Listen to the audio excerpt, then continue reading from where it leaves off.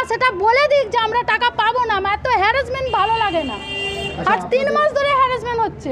মুখ্যমন্ত্রী না যদি টাকা দিতে চায় তাহলে বলে দিক যে আমরা টাকা দেব না। অন্নপূর্ণা যোজনার টাকা না মেলায় সাঁকরাইলে মহিলাদের বিক্ষোভ। অন্নপূর্ণা যোজনার টাকা না পাওয়ার অভিযোগ তুলে এবার বিক্ষোভে সামিল হলেন হাওড়া সাঁকরাইলের একাধিক মহিলা। জেলার বিভিন্ন প্রান্তে এই প্রকল্পের টাকা না পাওয়া নিয়ে ক্ষোভ বিক্ষোভের ছবি সামনে আসার মধ্যেই বৃহস্পতিবার সাঁকরাইলেও দেখা গেল একই চিত্র। আজ দুপুরে সাঁকরাইল এলাকার বেশ কয়েকজন মহিলা একত্রিত হয়ে সাঁকরাইল বিডিও অফিসে পৌঁছান।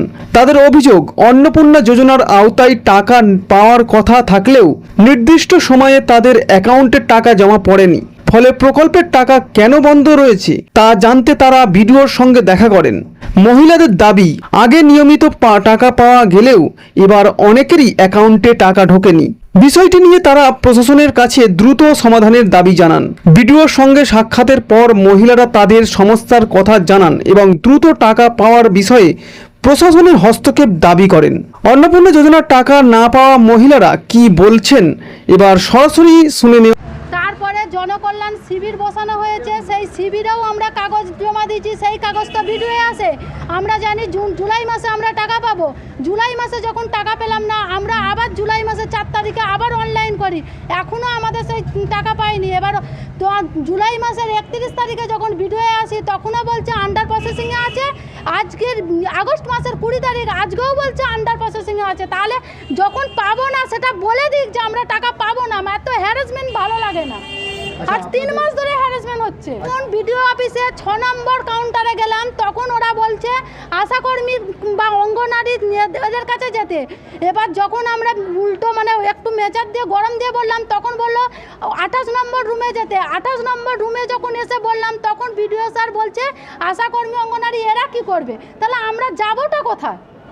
অঞ্চলে গেলে অঞ্চল বলছে বিডিওতে যাও, বিডিও অফিসার বলছে আমাদের হাতে নেই। তাহলে আমরা যাবোটা কোথায়?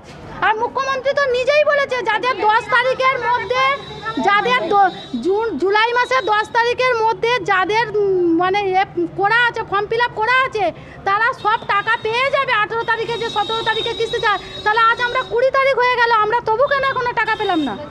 অন্নপূর্ণা ভাণ্ডারের প্রকল্পের যারা বেনিফিশিয়ারি টাকা পায়নি, ঠিক আছে, এই মাসে টাকা ঢোকেনি। 20 তারিখ আজকে হতে চললো, টাকা এখনও ঢোকেনি। আমরা বিডিও অফিসে এসেছি, সেখানে জানতে পেরেছি আমাদের পোর্টালে দেখাচ্ছে একটা আন্ডার প্রসেস, একটা হচ্ছে ফার্দার ভেরিফিকেশান, আর একটা আছে যে রিজেক্ট। এই রকম আমাদের বিডিও স্যার যিনি আছেন উনি আমাদের আশ্বস্ত করেছেন যে আমরা আগামী 10 দিনের মধ্যে যাদের আন্ডার প্রসেসে আছে তারা অবশ্যই টাকা পেয়ে যাবেন। আমাদের সামনেই উনি জেলা ম্যামকে জেলার যে ম্যাম আছেন ওনাকে ফোন করেছিলেন।